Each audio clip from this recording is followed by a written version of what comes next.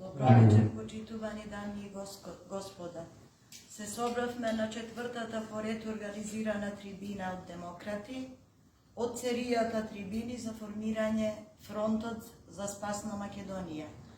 Ја користам приликата да ги повикам сите правни, политички и невладини граѓански здруженија да се приклучат кон формирањето на Фронтот за спас на Македонија, бидејќи политичката партија Демократи нуди паметни решенија, превентивни мерки за заштита на нашата држава од криминалот, корупцијата и долгогодишното владење, 32 годишното поточно владење на криминалните политички структури на СДСМ, ДПНЕ, ДУИ.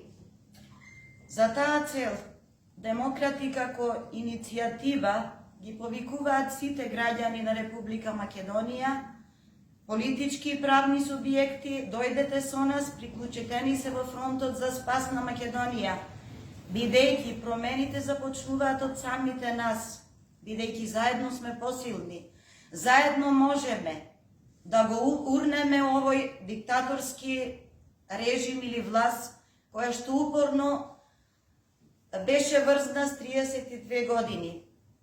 Бидејќи демократи не се согласуваат со политиките на системот, ние не се согласуваме како прво со криминалниот изборен законник, бидејќи демократи се секогаш за отворени листи без праг, едно избирачко место и застапеност гласање со камери на сите места.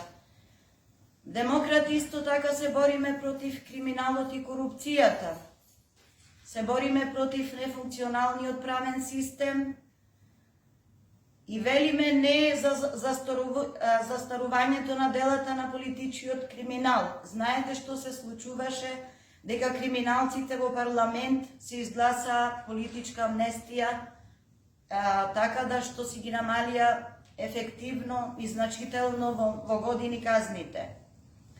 Уништување на економијата е очигледно во Република Македонија.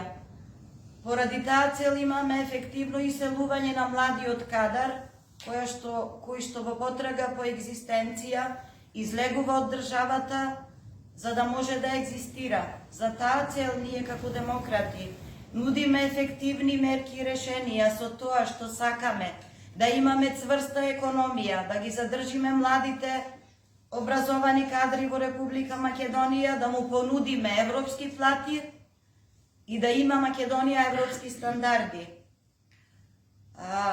Градежната мафија сакаме да ја уништиме, бидејќи имавме проблеми. Исто така имаме уништување на здравствениот систем. Ние знаеме дека во нашите болници имаме недостиг на лекарства. Со тој недостиг се соочуваме скоро во сите диагнози, да речам.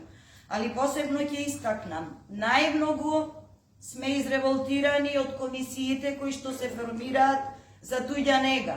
Ова го зборувам за да ги заштитам ранливите категории на пациенти, посебно лицата со посебни потреби, лицата болни со онколошки заболувања, лицата со аутизам, лицата со крвни заболувања, лицата со срцеви заболувања, така да сите овие категории на пациенти кои што јас сега ги спомнав, тие се принудени еднаш годишно или на секои 2 години да одат на редовни контроли, да ги прегледа некоја си измислена стручна комисија.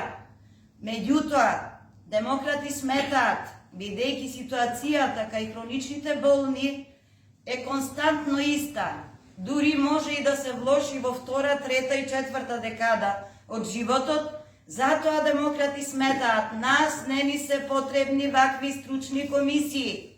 Доколку ние би дошле да менаџираме со државата, ние би ги укинале ваквите стручни комисии, бидејќи кај пациент кај кого е констатирана некоја си ефективна болест или доживотно хронично заболување, ситуацијата не може да се промени, туку може да оди на полошо, како што кажа во втора, трета и четврта декада од животот.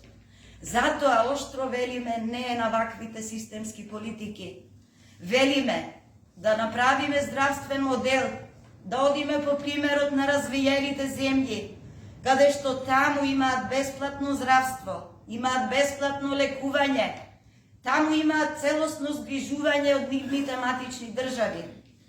Додека кај нас, ние знаеме дека денешното време на живот донесе многу болести, донесе многу грижи, непотребни грижи, така да македонскиот граѓанин е премногу товарен, ги носи сите товари на собствен грб и се разбира дека заболува телесно. Се разбира дека македонскиот граѓанин, денешниот просечен македонец, нема фамилија каде што нема диагноза, нема фамилија каде што не се користат лекови.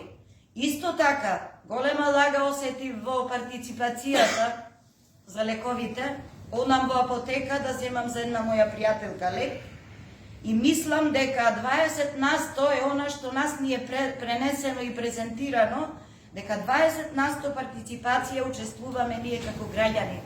Меѓутоа не било така.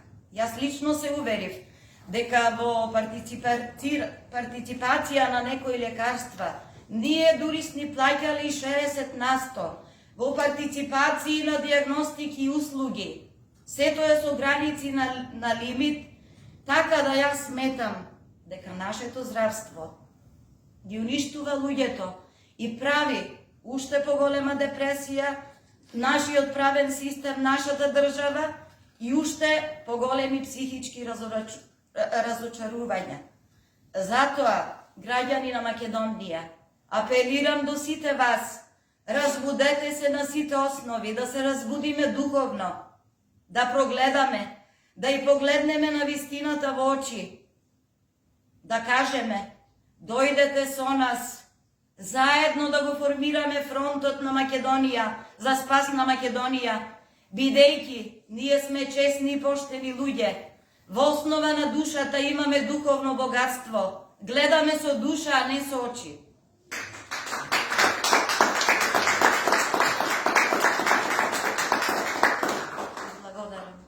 Точно гледаме со душа, а не со очи. Секогаш сме за да ги заштитиме ранливите категории и групи на граѓани.